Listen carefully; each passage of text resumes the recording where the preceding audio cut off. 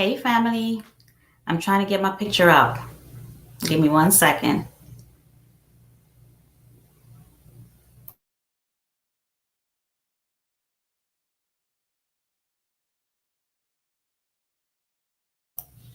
There we go. Welcome to the live today. I am glad that you guys are here. I'm going to give a few seconds for some people to jump in and then we can get right into everything. Okay.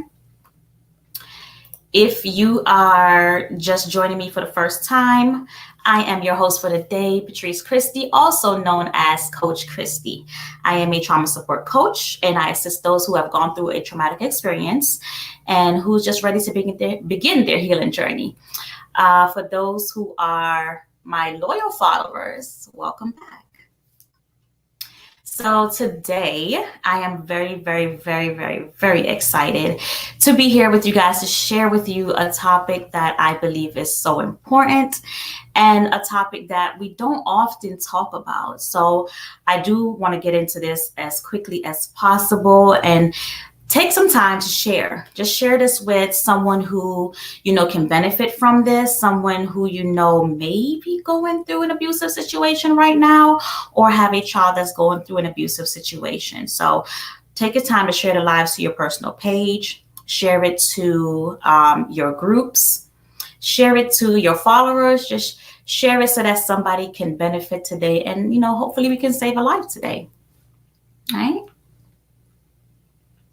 I will be monitoring the comments as well because this is a full discussion. We want to talk about the topic. It's not just me talking to you today, but we want to communicate and interact with each other today. All right. So full disclosure, I am not a psychologist. I'm not a therapist, and I am not a lawyer. I am a trauma support coach. So I don't want anyone to make any assumptions that I am any of the above. That's not me. I am a trauma support coach. So today we will be discussing the connection between abuse and mental health. 3 ways in which to know if your child is being abused. I am still checking. I want to see if you guys jump in. Just let me know where you're coming in from,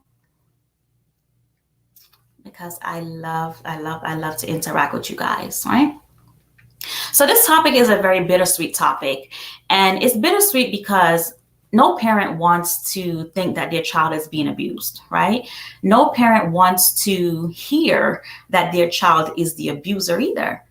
But it is a needed topic. It is something that we need to know so that we can put an end to abuse and take corrective actions, whatever that action may be, and to promote a healing environment, right? We won't be able to do any of that if we don't discuss the topic or if we don't have these conversations with our children. So again, please take some time to share this live with everyone you know. Let's save a life today, tomorrow, whenever. Let's just do our part in spreading the information so that somebody else can benefit from this, right? So jumping right into it, what is abuse? What is abuse? There are different forms of abuse out there, right? So for instance, you have, let's start with the topic first. Abuse, intentionally. You have an intentional act, that's where you're intentionally doing harm to somebody or someone is intentionally doing harm to you. Or it could be in terms of animals as well. Animals are abused, but we're not talking about animals today. Today we're on the human topic. But it could be, generally speaking, mentally, physically, or sexually, right? Sexual abuse. It can happen to both adults as well as children. So child abuse is the same thing. It is an intentional act that either injures or harms a child, whether mentally, physically, or sexually, right? But this can also stem from someone who may be in, say, a custodial role. And that custodial role could be your counselor. It could be a teacher. It could be a babysitter, right? It could be a close relative, such as the siblings, maybe the child's siblings. It could be a cousin of some sort. It can even be a close family friend, someone who the family known or have known for years, who's constantly around that child. A custodian can, of course, be the parent, right? There are parents that do cause abuse to their children in one way or another. And there are many others.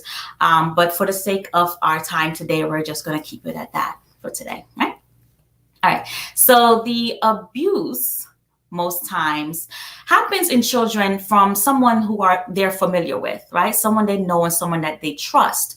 And once they trust that person, it becomes easier for that individual to manipulate the child, because now the child is thinking that the act is okay and or the act is normal, or that it's okay to not say anything to anyone because this is someone that they know. This is someone that they had a friendship with prior to the abuse occurring, right? And so there's a fear that comes up that the child may lose their trust, that they may be the one to break the trust between them and their abuser, and that they will either be the one to lose that first relationship, which was the initial friendship prior to the start of the abuse.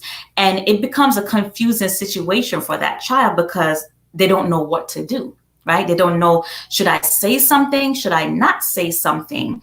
And it's not easy to, get from, okay, well, maybe I should say something to a parent, but then it becomes will the parent believe me? Being that this is someone that most times the parent do know as well, right? So what are the common types of abuse?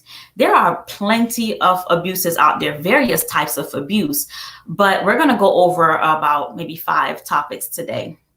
So one of the most common one that most of us know and or familiar with is physical abuse. Physical abuse is basically physical harm or injury. This can be fighting, right? Some parents do physically fight, and I mean physically fist fight their children. That is abuse. You have parents who intentionally throw things at their children, throw different objects, whether it's a shoe. I've heard of iron. I've heard of bottles, just pots, pans, whatever they find, they physically just throw it at their child. That is abuse, right? Because you're intentionally trying to create harm to that child. It could be continuous hitting. It could be a continuous slapping, burning, right? But people do burn their children. For instance, they can use cigarette, and they'll take the cigarette and they'll out it on their child's arm. That is actually abuse, right? That is not normal. That's not normal behavior. You don't do stuff like that. But that is a form of a physical abuse. So we're constantly trying to figure out, well, what if I'm only shaking my child? Well, are you excessively shaking your child? That's abuse as well. Constantly shaking your child, which can cause brain damage, and depending on the age of the child can lead to death. Or if it's a baby, can be shaken baby syndrome. It is a physical abuse. Another form of abuse would be sexual, right? We're familiar with sexual abuse. There is little talks of it here and there. I think we can do better with the topic, but there's still stigmas around it, and there's still fear about the talks and the outcome of talking about it. But sexual abuse is unwanted physical touch, right? We didn't consent to it. Someone just decided they felt like doing it, and so they did it. So you're forcing it as sexual act or to view a sexual act. So telling a child, or telling a child about abuse. You can tell a child about sex in a way where it becomes a sexual abuse. For instance, if you have a child maybe watching pornography and you're talking to this child about porn, the fact that you're even having a child watch pornography is abuse, right? And you're talking to them about it, not in a way to teach, but in a way to kind of sexually arouse this child. That is abuse. You're forcing a child to maybe watch you in a sexual act, such as masturbation. That is also child abuse, sexual abuse. Another form of abuse is neglect, right? Neglect is not meeting the basic needs of a child. And it seems so simple, but it does happen. Children need clothes, they need education, they need food and shelter, love, and so forth. And parents sometimes, and it's not just parents, but sometimes the parents lack it, not because they don't have the means to provide it, they just don't want to do it. So maybe they favor one child over the other, and they decide they're going to buy clothes for this child, but they're not going to buy clothes for this child. Or they're going to provide food for this child, but they're not going to provide food for this child. It's still abuse. You're neglecting to meet the basic needs of this child. And I have to say it does happen, and it's happened to me before, to say, especially in terms of food. There was a time when I was actually banned from a kitchen. That's a long story. I will be getting into it into another live. But yes, it does happen, and it does take a toll on you, because that behavior then goes over on your own children at some point if you don't learn how to cope, and if you don't take the time to heal from that. Another form of abuse is physical and or emotional abuse. That is in the form of rejection. That is in the form of threat, like you may be threatening your child, or in shame, you're shaming them. You're saying, oh, you're ugly, you're big, you're fat, like just all these things that you should not be saying to your child as a parent anyway. Rejection, you're pushing them away constantly. You're never wanting to be around them, not because, you have something to do or you're doing something you don't want them to see, but you just don't want them around you, none at all. That is rejection. That is a form of abuse. Lack of love. If you're not showing your children love, and you got to figure out why are you not showing them love? Lack of love, is a form of abuse, a form of psychological abuse. There is an underlying reason, right? And you have to figure out for yourself, why is it that you can't love your child? What is it that's blocking you from showing your child that you actually love them, right? Moving on. Substance abuse. Substance abuse can happen in children as well as adults. And substance abuse is intentionally misusing a substance, whether it's legal or illegal, right? Drinking a whole bottle of cough syrup. Cough syrup is legal, but drinking it in excessive amount all at one time can cause, it can cause death, technically. It can cause mental issues. It can cause other issues as well, but it is abuse. You are abusing your body, right? If you're forcing a child to do it, that's still also abuse. Swallowing a bottle of pill, whether it's one bottle, an entire bottle, a few bottles, is still abuse. Purposely overdosing via a needle is abuse. Binge drinking with the intention of doing harm, or you're conducting alcohol poisoning because, the areas of your brain that controls your heart or controls your breathing are now shut down. You're now trying to kill yourself. That's a form of abuse, right? But let's talk about the myths of abuse. So there are definitely myths around the topic, and we want to clear up a few of those today. So the first myth is that abuse is only conducted by strangers. That is definitely far from the truth, because as we have discussed before in the definition, it occurs by close family and friends as well. According to the CDC, 91%, that is a lot. 91% of child sexual abuse, is conducted by someone that either the child knows or the child's family knows, right? So majority of the time, it is somebody that we already know that is conducting these sexual abuse to our own children. They know them, right? Another myth is that abuse only happens to girls. Again, that is definitely far from the truth. It happens to boys as well. It's now, unfortunately, the male figures, boys and men, don't normally come up and speak on it. And it could be definitely different reasons, especially in terms of us shutting them down, saying, you know, you're a man, you're supposed to suck it up, get over it. That didn't happen to you. We brush it off as if it doesn't happen to them, but it does. According to the CDC, 1 in 13 boys do experience a form of sexual abuse in their life, just like 1 in 4 girls also experience it. But yes, it does happen to our boys as well. So when you're looking for any form or signs of abuse in your children, don't just focus on your girls, also focus on your sons as well. Okay. The third form, or the third myth, is that only adults abuse children. Not true. Children can also abuse children. And this happens especially with children who themselves have been abused. And we all know the cliche and the term, and it's true behind it, to who hurt, those who are hurt others, right? Hurt people. And it is definitely true. Unless that person who was hurt, especially in an abusive situation, whether sexually, physically, or mentally, if they don't seek the help that they need to cope with how it makes them behave, they then push that behavior over on someone else, causes them to cause abuse to others. And again, this is children. Sometimes it happens when they're young, 5, 6, 7, 8, 9 years old, and they turn around and they do it to maybe a younger sibling, or they turn around and do it to a younger cousin, or maybe a friend they see at school. They turn around and they abuse them because of what they themselves had recently gone through. Okay.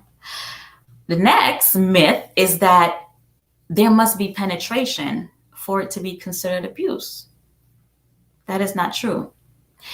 Unwanted fondling, any form of touch, if someone brushed past you all the time just because they want to purposely touch you, that is abuse. That is abuse. It does not have to be sexual intercourse or anything like that in order for it to be actual abuse. And the fifth one is that it's a joke. It was just a joke. And most people, when they tell you something verbally abusing you, they'll say something like, you know, maybe your breast is small, or your butt's too big, or you're ugly, you don't look good, nobody likes you, stuff like that. When people say things like that, it's a very thin line between a joke, abuse, and harassment, right?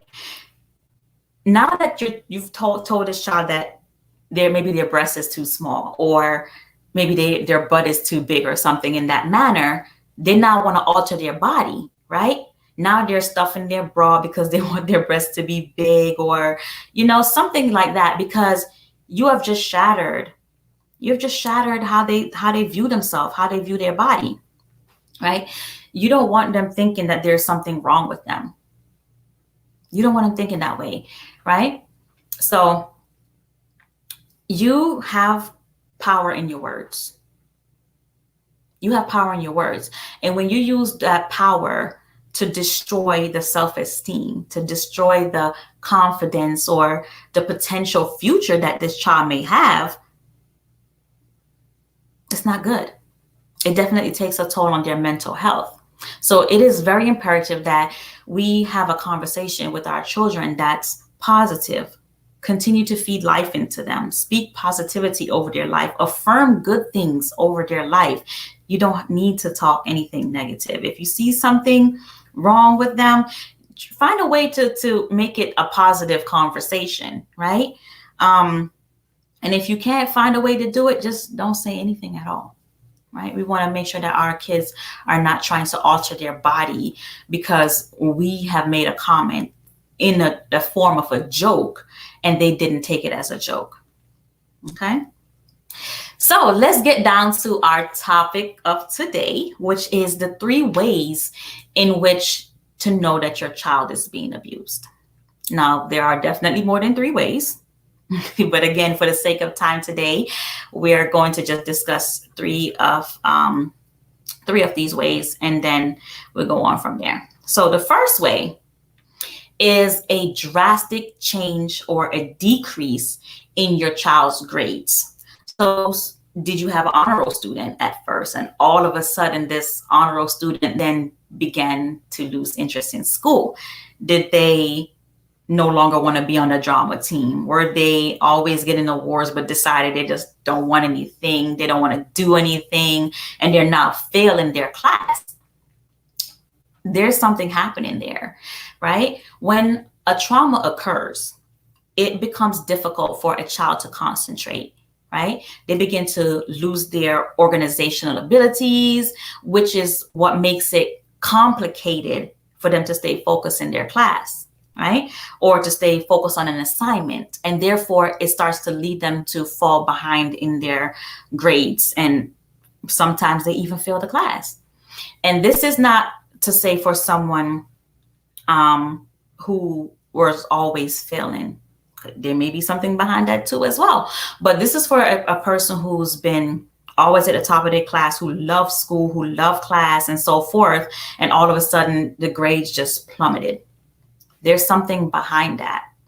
And so you want to look for that. And, you know, the same happens in our adult life as well. So when we as adult, when we go through a traumatic experience, something such as a divorce or the death of a parent, the death of a sibling or of a best friend or something like that, it becomes hard for us, you know, in the presence of that, in the very beginning of that, to concentrate or to fully function while we're at work or while we're at home or even anywhere. We want to, you know, kind of isolate and just kind of deal with it on our own and so forth. And sometimes that's what children do.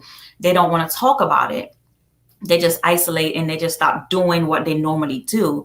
And their workload is sometimes pushed to the back, right? So just to give an example of that, we want to just be very mindful of our children's behavior whenever it comes to schoolwork, and the drastic changes that may occur in there, right? So this behavior does continue on in the children until they receive help. So if you see that, ask them, you know, how can I help you? What can I do to get your grades up? Can I help you with something at home? Like, what is it that I can do to make sure that you're okay so that you can get back on track, right? Provide them a way to cope through their trauma. A second way to find out if your child is being abused is to monitor any sudden changes in their behavior, not just schoolwork, but their behavior. So did they isolate themselves, right? Were they a person who was always up about, always around family? You know, all of a sudden they're closed off. They don't want to be around family. They don't want to be around friends. They're constantly closing themselves in their rooms. The doors are always locked, you know, not because they're annoyed by parents, but they just don't want to deal with anyone or anything, right? Your child may even avoid going to a particular family member's house. Why? You want to question that. Is it something happening there that I need to know about, right? This is the house you always loved going to, and all of a sudden now you don't want to go there. Why? What happened, right? You want to question those behaviors. Your child may draw to the side whenever there's a family function, right? Maybe you guys have a picnic or a barbecue or a celebration of some sort, and your children or your child usually is up and running around with all the other children, or they're interacting with the adults, and, you know, all of a sudden that changes. Now they don't want to either interact with the adult or the child, or something is just not right anymore in that area. You want to question it, and you definitely want to have a conversation with your child. So pay close attention to anyone that you may see that takes a lot of interest in your child, in your family, and all of a sudden your child no longer wants to be around them. Like you can tell by their facial expression that they're just not They're just not excited for this person, or they're just upset that this person is even in their presence, right? You want to pay attention to that. Once an outspoken child becomes quiet, question that. The third reason is an emotional roller coaster. So one day your child is extremely happy, and the next moment your child is extremely angry from the slightest thing. So you may tell them to do something and then they just go off, and you're just like, okay, I don't know what just happened, right? Like it just didn't make sense the way things occurred. Definitely question that. So for instance, you're having a conversation with a child, all is going well, but you maybe mentioned something or a name and the child becomes irate. Why? What was it that caused them to switch their emotion, right? Was it because you called a name of someone who was an abuser, or someone who was currently abusing them right now? Was it because you described a place or area where their abuse took place, right? What was it that triggered them? Go back to that conversation and try to dissect it, to see, okay, well, what were we talking about? What happened in that moment? What did I say that caused this reaction? It's not always the child just acting out. There's a reason behind why they're acting out. Your child could show signs of emotional detachment from their siblings. They can constantly push them away, want nothing to do with them, show no emotions towards them whatsoever, right? This can stem from different things. It could be that maybe the sibling is the abuser, right? Again, you want to question your child. It could be that the child is angry and confused that the abuse happened to them, but it didn't happen to their sibling. Now they're confused as trying to figure out, well, why? Why is it only happening to me and not happening to my siblings? It could also be that the parent is showing more love to that child than they are showing to the child that's feeling neglected. To now the parent need to be evaluated. Why are you choosing one child over the other, right? Is it because in your childhood you were neglected as well, right? So these behaviors definitely stem over from our childhood into our adulthood. And so we definitely want to pay attention to not only our children's behavior, but our behavior as well. Loss of hope, like your child can definitely lose hope. Do your child say things in terms of, I'm tired of living. No one wants me here. No one cares about me, or no one loves me anymore. If your child starts to say things like that, then you want to be very concerned, because a child who feels hopeless can then start to self-mutilate. You'll see them start to cut themselves in different places and so forth. They'll have suicidal thoughts. Those suicidal thoughts can become suicidal talks to maybe a friend or so forth. So find out who their friends are. Talk to their friends to see, what have my child been talking to you about? Is it something that I should be concerned about? So forth.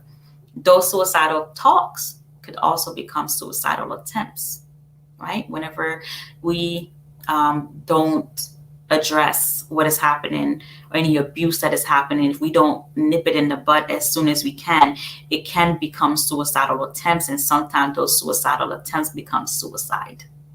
Okay? All abuse takes a toll on our children's mental health, all of them, most of which are carried over into our adulthood. It begins to affect any aspects of our lives, such as behaviors towards our own children in the future. Right? Do you find yourself treating your child how you were treated? Were you excessively beaten as a child? Do you now excessively beat your child? Were you neglected as a child and you find yourself now neglecting your child? Was there a lack of love and you're now not showing any love to your children? Question your own behavior. If the child abuse was sexual, it can affect your adult sex life and in turn affect your marriage. We're saying marriage because we're promoting marriage here, right? There are different reactions to sexual abuse, right? For some, there's avoidance because of PTSD. So, for instance, a spouse may slowly run their hands across your legs, and it triggers the person because it now brings you back to a time when your abuser did the same thing, right? Or maybe your spouse opt for rough sex, which can also trigger a past rape. And please note that this is not a one-sided conversation. Okay, it's not just for men to women, but for women to men, because men also do get abused as well. Okay. Others may react to sexual abuse as a child to become a sex addict. Right? You can become a sex addict. You can also be the one to always be in control.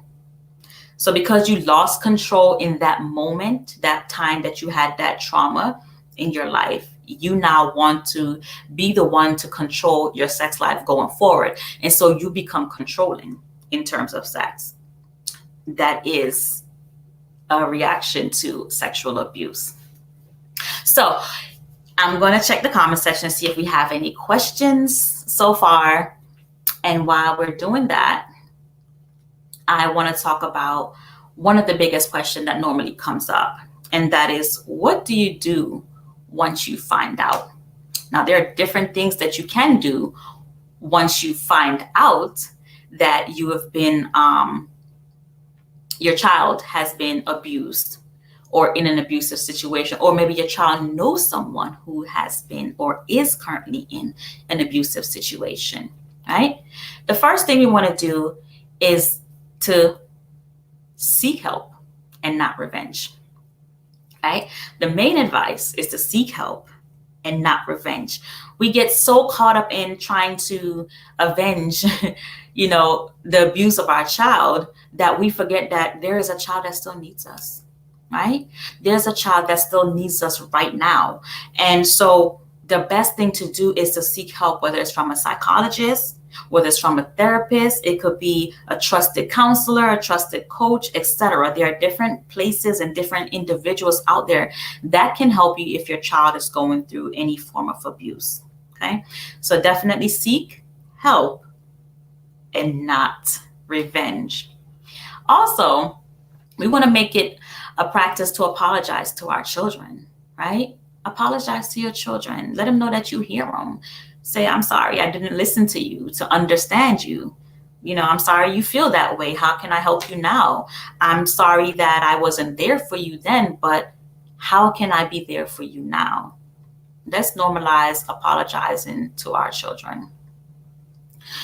In terms of the abuser, you want to talk to God first. I'm going to always tell you to talk to God first. Seek God first and ask, what do you want me to do in this situation? Right? What do you want me to do? Sometimes we don't talk to God. We don't talk to anyone. We don't even think before we react. We just run and we just do, right? We just run out there and we just have to avenge this abuse for a reason, right? And we all have our reasons, and I understand it completely because I was in a situation that way, right? Which I'm going to talk about in a few. But I would hope that we can consult with God first and let him direct it. Let him direct where we go next. Let him direct what happens next, right? In terms of me, I had the opportunity to seek revenge on my abusers with an S. And I opted not to. Yes, I spoke to God first. I definitely spoke to God first because I was confused, right? As a child, as an abused child, I was confused. I didn't know what to do. There were times that I attempted suicide. There was a time that I attempted murder, right? Because I said attempted, allegedly, I felt like I needed to put a stop to it. I felt like in order for this abuse to stop, this abuse that I told adults in my family who did not believe me, and some still don't believe me to this day, I told, and you didn't do anything. Now it's up to me, the child, to do something, right? And this is why I say it's important that we talk to our children. Don't let your children take a situation like that in their hand. They should not be trying to avenge it for themselves either. They shouldn't try to take on revenge or feel that now that no one believes me, it doesn't matter. I shouldn't be here. I might as well just leave the earth and all these crazy things. It's a lot of thought that goes through our heads as children whenever we're in an abusive situation. So please have a conversation with your children about, what can we do to help, what comes next, and why certain things happen. Okay. Yes, Renee, attempted, but God, okay, I would have been in jail and my children probably wouldn't be here today. But yeah, it's not easy in any aspect. It's not easy as a parent to know that your child is being abused and that you cannot do anything about it. It's not easy. It's not easy.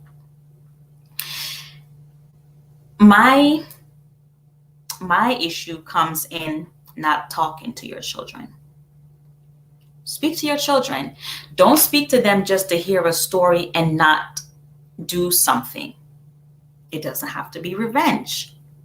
But speak to your children to find out how you can help them, to find out what you can do to put a stop to the abuse that is happening or that had already occurred, or, so that it doesn't happen again in the future.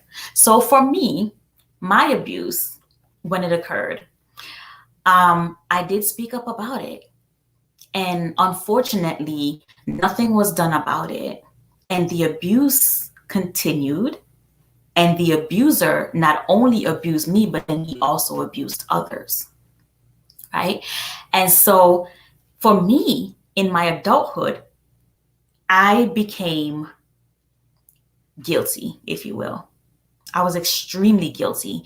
And I was guilty because when I was in my adulthood, and this was a few years ago, actually, 2018, and I spoke to an individual and she mentioned to me that the same thing happened to her with the same person. I broke into pieces. Now, I didn't really break down in front of her 100%.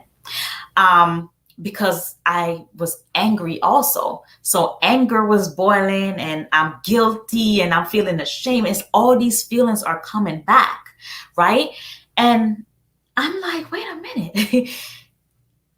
What should I have done differently, right? It makes me start to think, had I pushed harder, had I spoken to maybe different adults, because the one I spoke to just didn't believe me and they didn't do anything about it. They swept it under the rug. Had I gone to somebody else, right? Had I maybe broadcasted it on TV or something in that manner, I wouldn't hear the story of someone else in the family being abused.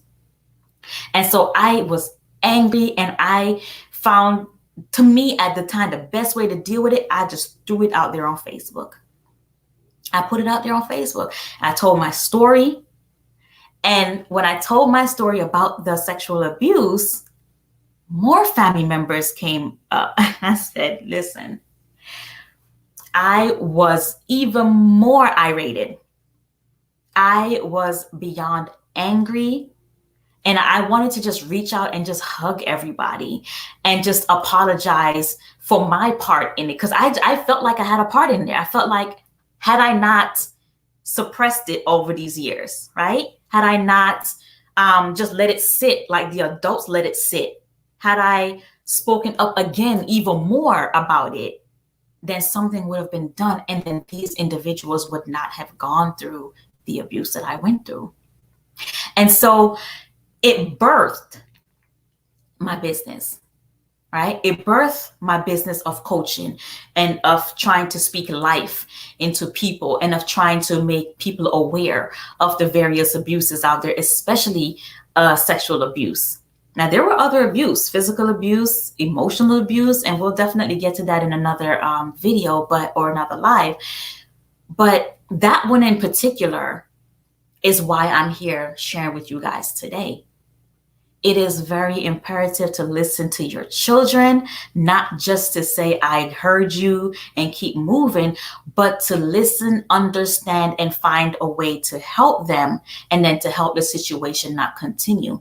The day that I open my mouth again on Facebook, and every single time that I open my mouth, and yes, I'm going to continue to open my mouth for the family members out here that are watching, I am breaking a generational curse. I broke my silence to break a generational curse, and we can all do it. Words have power. Words are empowering. Words can speak life. Words can save lives.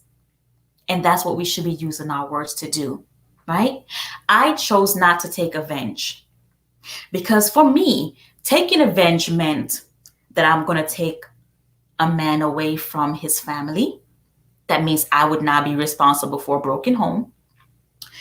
Taking revenge meant that had I actually went through with the idea of getting rid of this person, I would have been in jail.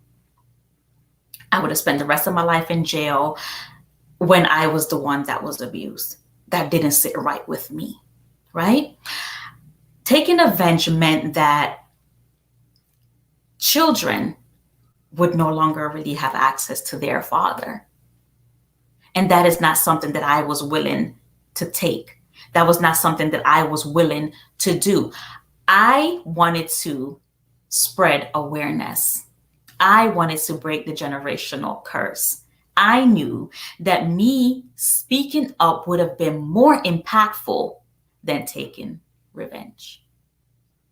So I urge you, and I know it's hard, because when the situation happened to you and when the situation happened to your children, you don't care. You don't want to think. You're like, no, they need to suffer.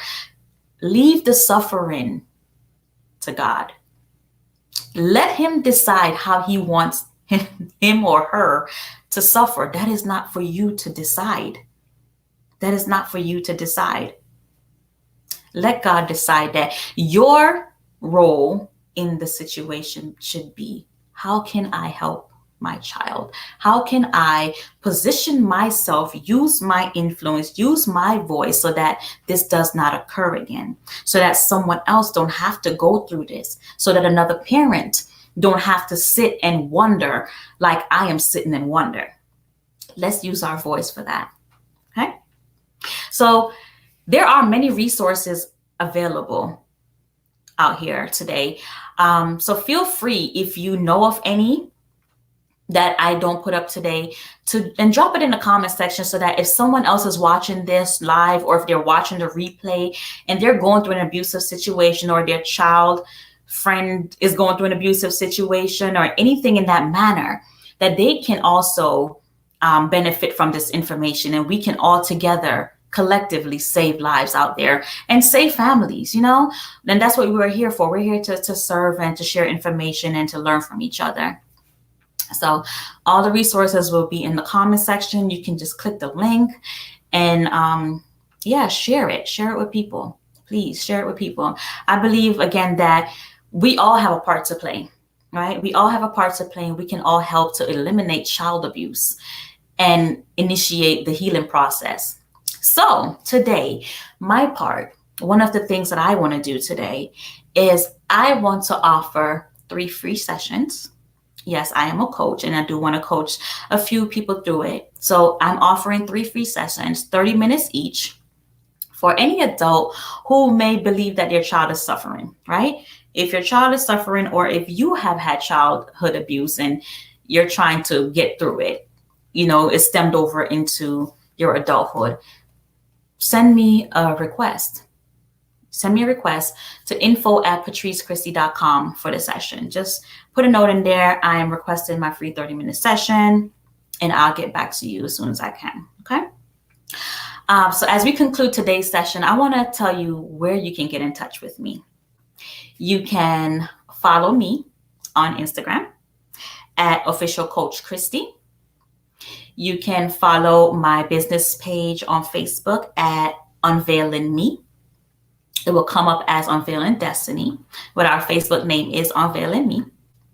The website is going to be up and running next month, so you'll be looking forward to that.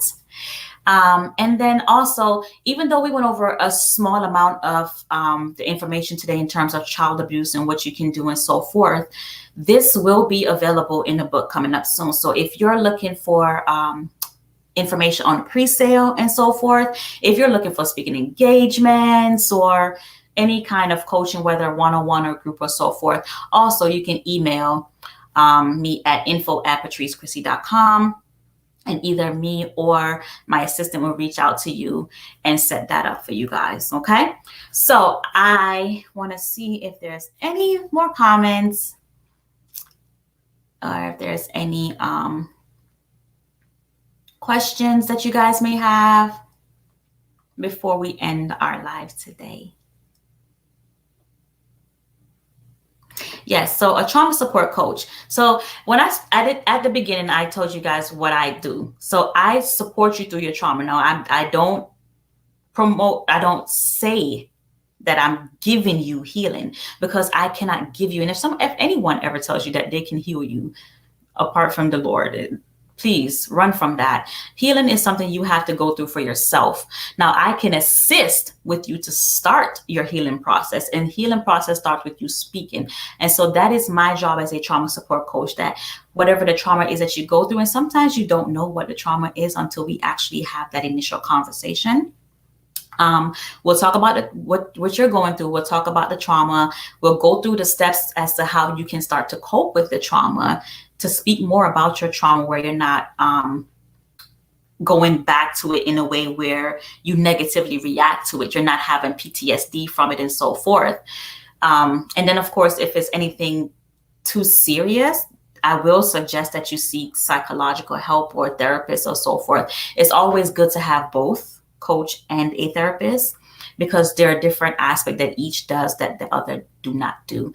But for me particularly, it is to help you through your trauma, any type of traumatic situation. It could be sexual abuse. It could be abandonment, lack of love, neglect, all those things. And all of these things are from experience. So yes, if I were to tell you about everything I went through today, this live will never end.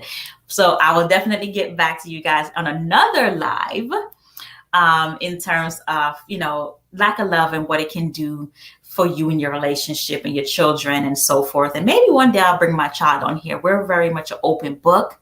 I have spoken to my children about all the things that I went through and how it affected them. We've had very real conversations about it. And they're probably on here watching today too. And I hope one day we can kind of come together and present it to you guys, so you have real experience as to how it actually affects children, and how, if you don't deal with it as a child, or if you don't know that you're dealing with a past trauma as a child, that it can affect how you yourself treat your children. And it has occurred for me. I did treat my children in some ways that weren't pleasing, and I didn't understand it, and I didn't know it until it was pointed out to me by my children. And it was pointed out to me by my children because I had the conversation with my children. So again, very imperative that you guys have a conversation with your children. Please talk to them, talk to them, talk to them, talk to them.